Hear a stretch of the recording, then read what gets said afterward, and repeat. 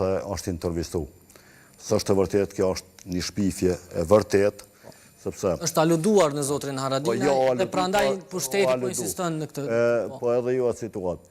Në rastin konkret, ka qenë për dyshimet që ka ndodhur me veteranët, prokuroria ka shku në zyrën, e cila është edhe sot në kuadër të kryeministrisë, edhe sot është në kuadër të kryeministrisë, ka marrë provat në zyrën e veteranëve që në kuadër të kryeministrisë kanë marrë dosjet për verifikim.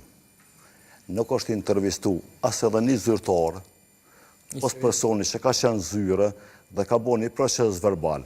Jenë marrë këto materiale, do të të proces verbali që ka marrë, që ka mbet. As të një njeri nuk është intervistu nga prokuroria, do më thonë jenë marrë materialet o bosh proces verbali. Ndërsa të dyshuar jenë thirë kushte që kanë qenë dhe ka vazhdu procesi gjyqësor për njerëz të akuzuar në gjykat të gjithë janë thirë në prokurori, kanë dhonë intervista ata që kanë qenë të dyshuar, po as të një njeri në zyrët e kryeministrisë nuk është intervistu. Në ndjedhë vetëm provat që për prokurorin kanë qenë të mjaftueshme. Sukur sot mu supozu se në këtë objekt ka diçka, vinë marrin provat, ndërsa personat i thirrën në intervistë në vendin e caktuar. Po, zotri Ibrahim Ajkrejt, në fund flasim edhe për çështjen e raporteve me aleatët e përmendet Shtetet e Bashkuara të Amerikës dhe presidentin Trump.